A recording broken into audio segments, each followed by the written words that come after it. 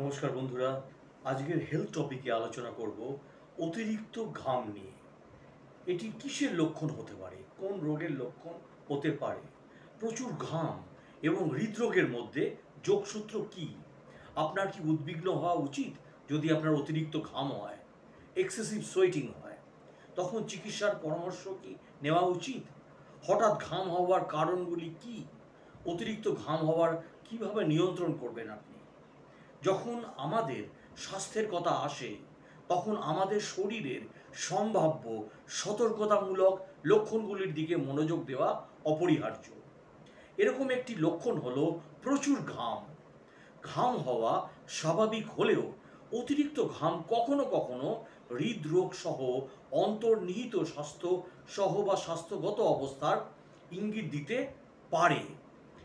তো এই ব্লগে আমি আজকে আলোচনা করব অতিরিক্ত ঘাম কিসের লক্ষণ, অতিরিক্ত ঘাম আসলেই হৃদরোগের লক্ষণ কিনা, এর কারণ কি, এবং যদি আপনি এটি অনুভব করেন তবে আপনার কি করা উচিত তা অন্বেষণ করা, যেটা আমিও ফেস করেছি, তাই এই ব্লগটা আজকে করছি।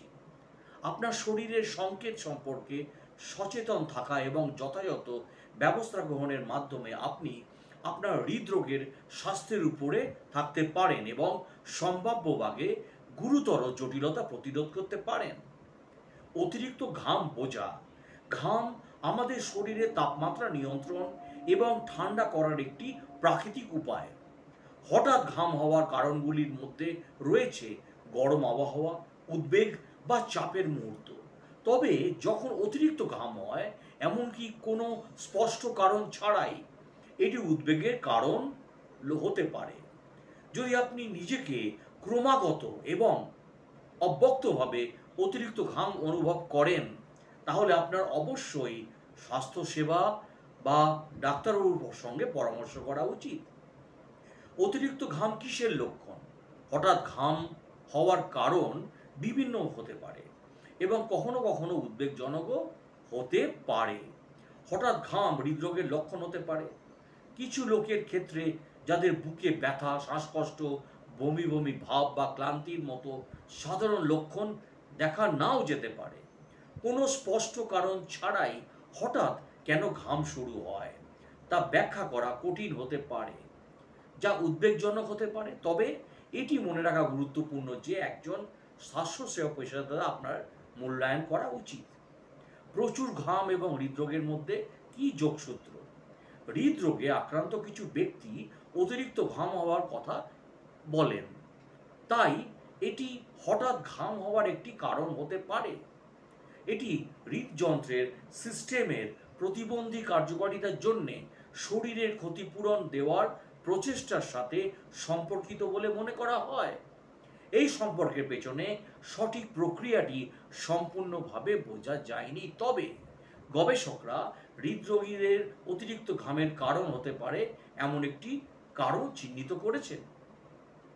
স্বায়ত্তশাসিত স্নায়ুতন্ত্রের কর্মহীনতা। স্বায়ত্তশাসিত স্নায়ুতন্ত্র ঘাম সহ বিভিন্ন শারীরিক কার্যকলাপ নিয়ন্ত্রণ করে। হৃদরোগে আক্রান্ত ব্যক্তিদের ক্ষেত্রে এই ব্যবস্থা ভারসাম্যহীন হয়ে পড়তে পারে, যার ফলে অতিরিক্ত ঘাম হতে পারে। তরল ধারণ এবং জমাট বাঁধা। হৃদরোগের কারণে শরীরে তরল পদার্থ জমা হতে পারে, যার ফলে রক্তনালী এবং অঙ্গগুলিতে রক্ত জমাট বাঁধতে পারে, ক্লট হতে পারে। এই তরল পদার্থ জমা হৃৎপিণ্ডের উপর চাপ সৃষ্টি করতে পারে এবং শরীর অতিরিক্ত তরল পদার্থ বের করে দেওয়ার চেষ্টা করার সময় প্রচুর ঘাম হতে পারে। আপনার কি উদ্বিগ্ন হওয়া উচিত?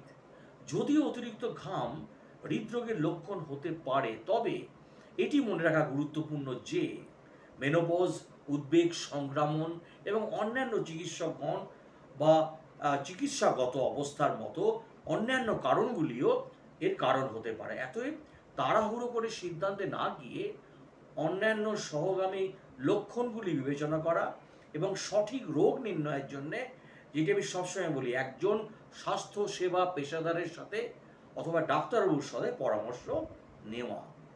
কখন চিকিৎসার পরিবর্তন নেওয়া উচিত? যদি আপনি অতিরিক্ত ঘাম এবং অন্যান্য লক্ষণগুলি অনুভব করেন, যেমন বুকে ব্যথা, শ্বাসকষ্ট, মাথা ঘোরা, বমি বমি ভাব, এই লক্ষণগুলি হার্ট অ্যাটাকের ইঙ্গিত দিতে পারে এবং দ্রুত চিকিৎসার প্রয়োজন হতে পারে। এই ধরনের লক্ষণগুলি উপেক্ষা করলে প্রয়োজনীয় চিকিৎসা বিলম্বিত হতে পারে এবং পরিস্থিতি আরও খারাপ হতে পারে। হঠাৎ ঘাম হওয়ার কারণ কি? হঠাৎ ঘাম হলে অস্বস্তি ও উদ্বেগ হয়, কারণ এটি বিভিন্ন অন্তর্নিহিত অবস্থার লক্ষণ হতে পারে। হঠাৎ ঘাম শুরু হলে উদ্বেগ এবং শারীরিক অস্বস্তি অনুভব হতে পারে, এবং তার মধ্যে হৃদরোগ হতে পারে, হাইপোগ্লাইসেমিয়া হতে পারে, হরমোনের ভারসাম্যহীনতা হতে পারে, সংক্রমণ বা ইনফেকশন হতে পারে, আতঙ্কের কারণ হতে পারে। হঠাৎ ঘাম হওয়ার কারণ কি তা বোঝার মাধ্যমে অন্তর্নিহিত সমস্যাটি দ্রুত শনাক্ত করতে এবং সমাধান করতে সাহায্য করতে পারে। তাহলে অতিরিক্ত ঘাম নিয়ন্ত্রণ কিভাবে করবেন? আপনার চিকিৎসা পরিকল্পনা অনুসরণ করুন। হৃদরোগের জন্য আপনার নির্ধারিত চিকিৎসা পরিকল্পনা মেনে চলুন, যার মাধ্যমে রয়েছে ওষুধ, জীবনযাত্রার পরিবর্তন, নিয়মিত চেক আপ, অতিরিক্ত ঘাম নিয়ন্ত্রণ সাহায্য করা। ঠান্ডা থাকুন, আপনার পরিবেশ ঠান্ডা রাখুন এবং হালকা শ্বাস প্রশ্বাসের উপযোগী পোশাক পরুন। খাদ্য খাওয়া নিয়ন্ত্রণ করুন, এমন খাবার খাবেন না যেটি আপনার শরীরকে গরম করে দিচ্ছে, যা আপনার শরীরের তাপমাত্রা নিয়ন্ত্রণ করতে বা ঘাম কমাতে সাহায্য করতে পারে এই পোশাক পরিচ্ছদ। এবং স্ট্রেস ম্যানেজমেন্ট, উদ্বেগ বা স্ট্রেসের কারণে ঘাম কমাতে গভীর শ্বাস প্রশ্বাসের ব্যায়াম ধ্যান করুন, অথবা শখের মতো স্ট্রেস কমানোর কাজে নিয়োজিত থাকুন। আর হাইড্রেশন, সারাদিন জল পান করলে শরীরের তরল ভারসাম্য বজায় থাকে এবং অতিরিক্ত ঘামের সম্ভাবনা কমে।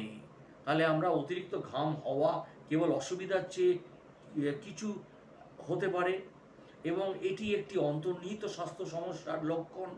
অতিরিক্ত ঘাম কিসের লক্ষণ তা বোঝা এবং কারণ ও লক্ষণগুলি শনাক্ত করা এবং উপযুক্ত চিকিৎসার জন্য একজন ডাক্তারবাবুর সাথে অবশ্যই পরামর্শ করা, নিজে ডাক্তারি না করে।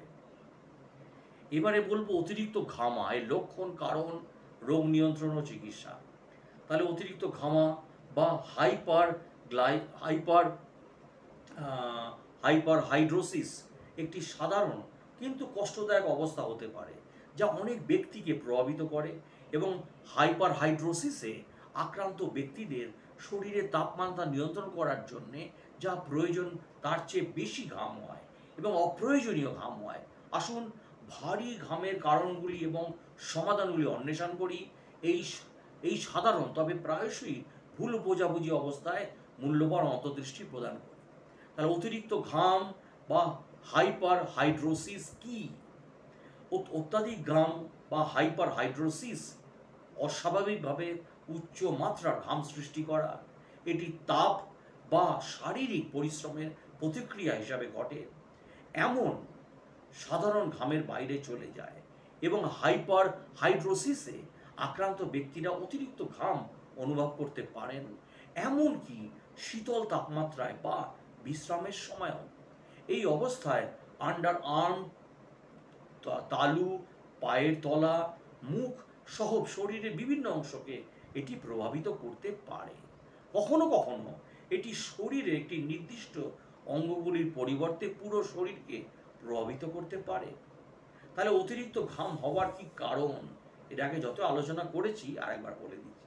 যদিও ঘাম শরীরে তাপমাত্রা নিয়ন্ত্রণের জন্য একটি স্বাভাবিক শারীরবৃত্তীয় প্রতিক্রিয়া, তবে বিভিন্ন কারণে ঘাম বৃদ্ধি পেতে থাকে এবং প্রাথমিক হাইপারহাইড্রোসিস ঘটে যখন কোনো অন্তর্নিহিত চিকিৎসা অবস্থার কারণে অতিরিক্ত ঘাম হয় না। এবং এই হাইপারহাইড্রোসিস একটি জেনেটিক উপাদান আছে বলে বিশ্বাস করা হয় এবং সাধারণত শৈশব এবং বয়ঃসন্ধিকালে এটি শুরু হয়। অন্যদিকে সেকেন্ডারি হাইপারহাইড্রোসিস একটি অন্তর্নিহিত চিকিৎসা অবস্থা যা ওষুধ দ্বারা উদ্ভূত হয়। এবং সেকেন্ডারি হাইপারহাইড্রোসিসের কিছু সাধারণ কারণ হলো, যেরকম বলেছি, মেনোপজ, ঢালের ন্যায় আকারযুক্ত সমস্যা, ডায়াবেটিস, স্থূলতা, নির্দিষ্ট ওষুধ এবং সংক্রমণ। তাহলে নির্দিষ্ট ট্রিগার হাইপারহাইড্রোসিসে আক্রান্ত ব্যক্তিদের ঘাম বাড়াতে পারে, ভারী ঘামের এই কারণগুলির মধ্যে রয়েছে চাপ, উদ্বেগ, মশলাদার খাবার, ক্যাফেইন, অ্যালকোহল, নিকোটিন। এই ট্রিগারগুলি শনাক্ত করা এবং পরিচালন করা এবং বর্ধিত ঘাম নিয়ন্ত্রণে সহায়তা করা। তাহলে অতিরিক্ত ঘামের লক্ষণ: অত্যাধিক ঘাম বিভিন্ন উৎসর্গ সৃষ্টি করতে পারে, যেমন ওপরে একটি অবিরাম এবং লক্ষণীয় আর্দ্রতা চামড়া, এমনকি যখন আবহাওয়া শীতল এবং আরামদায়ক হয়। ক্রমাগত আর্দ্রতার কারণে দীর্ঘস্থায়ী ঘামের ফলে ত্বকে জ্বালা পোড়া হতে পারে, যেমন ফুসকুড়ি এবং ছত্রাকের সংক্রমণ। অতিরিক্ত ঘামের ফলে শরীরে দুর্গন্ধ হতে পারে। ঘর্মাক্ত তালু বা হাত বিভিন্ন নিপুণ কাজ যেমন লেখা, বস্তুত পরিচালনা করা কঠিন হয়ে উঠতে পারে। রাতের ঘামের কারণে ঘুমের ব্যাঘাত, দিনের ক্লান্তি এবং অস্বস্তি হতে পারে। হাইপার হাইড্রোসিসে আক্রান্ত ব্যক্তিরা প্রায়শই বিব্রত, সামাজিক উদ্বেগ, তাদের জীবনের মানের উপর নেতিবাচক প্রভাব পড়তে পারে। এবং অতিরিক্ত ঘামের সাথে সম্পর্কিত ক্রমাগত স্যাঁতস্যাঁতে এবং গন্ধ আত্মসচেতনতা এবং আত্মসম্মান হ্রাস পেতে পারে। অতিরিক্ত ঘামের কী কী জটিলতা আছে হাইপার হাইড্রোসিসে? যদিও অতিরিক্ত ঘাম একটি নিছক অসুবিধার মতো মনে হতে পারে, এটি বিভিন্ন জটিলতা হতে পারে। ত্বকের মধ্যে আর্দ্রতা এটিকে বিভিন্ন ব্যাকটেরিয়ার সাহায্যে আরও ঝুঁকিপূর্ণ করে তুলতে পারে। ছত্রাক সংক্রমণ, এই সংক্রমণগুলি অস্বস্তির সৃষ্টি করতে পারে এবং উপসর্গগুলিকে আরও বাড়িয়ে তুলতে পারে। অত্যাধিক ঘাম দৈনন্দিন ক্রিয়াকলাপ সম্পাদন করার সময় অসুবিধা তৈরি করতে পারে এবং ব্যক্তিগত এবং পেশাদার সম্পর্ককে বাধাগ্রস্ত করতে পারে। হাইপার হাইড্রোসিসে আক্রান্ত ব্যক্তিরা বিব্রত বোধ করতে সামাজিক পরিস্থিতি এবং চাকরি ইন্টারভিউ বা শারীরিক কার্যকলাপ এড়াতে পারেন। রোগ নির্ণয় কী করে করব হাইপার হাইড্রোসিসে? যদি আপনার সন্দেহ হয় যে আপনার হাইপার হাইড্রোসিস আছে, তাহলে নির্দিষ্ট নির্ণয়ের জন্য অবিলম্বে একজন ডাক্তারের সাথে পরামর্শ করুন। হাইপার হাইড্রোসিস নিয়ন্ত্রণের জন্য একটি পুঙ্খানুপুঙ্খ চিকিৎসা, ইতিহাস, শারীরিক মূল্যায়ন এবং কখনো কখনো অতিরিক্ত পরীক্ষাগুলি অন্তর্নিহিত কারণ এবং তীব্রতা নির্ধারণ করতে পারে। তাহলে চিকিৎসা ইতিহাস কী কী বলছে ডাক্তার কারণ, ট্রিগার কারণ, চলমান ওষুধ, হাইপার হাইড্রোসিসের পারিবারিক ইতিহাস, শারীরিক পরীক্ষা, একজন ডাক্তার, ঘামের পরিমাণ, বিতরণ, মূল্যায়ন এবং বিভিন্ন চিকিৎসার মাধ্যমে এটি জানতে পারে। তো হাইপার হাইড্রোসিসে ট্রিটমেন্ট ডাক্তারবাবুরাই ভালোভাবে করতে পারেন। এবং আমি একটাই বলবো যে অতিরিক্ত ঘাম বা হাইপার হাইড্রোসিস হলো একটি সাধারণ চিকিৎসা অবস্থা যা শরীরের নির্দিষ্ট অংশগুলিকে প্রভাবিত করতে পারে, যেমন হাতের তালু, তল, আন্ডার আর্মস, মুখ, সারা শরীরে ঘটতে পারে ক্রমাগত। এইভাবে আপনার শরীর থেকে অতিরিক্ত ঘাম বেরিয়ে যেতে পারে। এবং এর মধ্যে অনেকে প্রশ্ন করেন যে আমি কেন অতিরিক্ত ঘামছি? অতিরিক্ত ঘাম বা হাইপার হাইড্রোসিস অতিরিক্ত সক্রিয় ঘাম গ্রন্থির কারণে ঘটতে পারে। সেল অ্যাক্টিভ থাকে অনেক সময়। সোয়েটিং গ্ল্যান্ডস, যেগুলোকে আমি বলি, সোয়েটিং গ্ল্যান্ডস যদি অ্যাক্টিভ হয় তাহলে শরীর থেকে প্রচুর ঘাম বেরোয়। কিন্তু সাধারণ হাইপার হাইড্রোসিসের লক্ষণগুলির মধ্যে রয়েছে জেনেটিক্স, অন্তর্নিহিত চিকিৎসা অবস্থা, নির্দিষ্ট ট্রিগারের মতো জোর বা মশলাদার খাবার। যদি বলেছি, আপনি যদি অত্যাধিক ঘাম এবং অত্যাধিক ঘামেন তাহলে অবিলম্বে রোগ নির্ণয় করুন। হাইপার হাইড্রোসিস প্রতিরোধ করা যেতে পারে কি? হাইপার হাইড্রোসিস প্রতিরোধের কোনো নিশ্চিত উপায় না জানলেও নির্দিষ্ট অবস্থা লক্ষণগুলি পরিচালনা করতে সাহায্য করে। এর মধ্যে রয়েছে শ্বাস প্রশ্বাস নেওয়ার বিভিন্ন রকম অ্যালকোহল, যেটি আগে বলেছি, এড়িয়ে চলা, স্ট্রেস ম্যানেজমেন্ট কৌশল অনুসরণ করা ইত্যাদি। আর স্বাভাবিক ঘামের কারণ কি? স্বাভাবিক ঘাম একটি প্রাকৃতিক শারীরিক প্রক্রিয়া যা শরীরের তাপমাত্রা নিয়ন্ত্রণ করে। আর ঘাম কি বিষণ্ণতার লক্ষণ? ঘাম হওয়া বিষণ্ণতার লক্ষণ হতে পারে। অতিরিক্ত ঘাম অন্যান্য শারীরিক লক্ষণগুলির সাথে, যেমন ক্লান্তি, অসংলগ্ন ক্ষুধা, ঘুম নিদর্শন এবং বিভিন্ন মেজাজ এবং বিষণ্ণতার উপর নির্দেশ হতে পারে। কখন আমার রাতের ঘাম সম্পর্কে নিশ্চিত হওয়া উচিত? রাতে অত্যাধিক ঘাম অন্তর্নিহিত চিকিৎসা ব্যাধি যেমন সংক্রমণ, হরমোনের ভারসাম্যতা, নির্দিষ্ট কিছু ক্যান্সারে প্রকাশ পেতে পারে। ধরুন আপনি গুরুতর রাতে ঘাম অনুভব করছেন, যেমন অন্যান্য উপসর্গ যেমন জ্বর, অনিচ্ছাকৃত ওজন কমে যাচ্ছে, ক্রমাগত ক্লান্তি, সেই ক্ষেত্রে চিকিৎসা নির্দেশিকা চাওয়া, অন্তর্নিহিত কারণ নির্ধারণ করতে এবং হাড় পায়ে হাইড্রোসিসের জন্য উপযুক্ত নিরাময় পেতে ডাক্তারবাবুর সঙ্গে পরামর্শ নিন। ভালো থাকবেন, সুস্থ থাকবেন। এই ভিডিও নয় ইনফরমেটিভ বিষয় হিসাবে বানাই, এটি কোনো সময় কোনো ট্রিটমেন্ট বা কোনো ওষুধের বিকল্প হতে পারে না। এবং আমি যেটি মনে করি যে একমাত্র ডাক্তারবাবুরাই আপনাদের সঠিক সিদ্ধান্ত দিতে পারবেন এবং আপনার শরীরের কীভাবে যত্ন নিতে হবে, আপনার কোন ওষুধ খাওয়া উচিত, সেটি একমাত্র একজন ডাক্তারবাবুই বলতে পারেন, আমি নই বা আমরা নই যারা ভিডিও করি।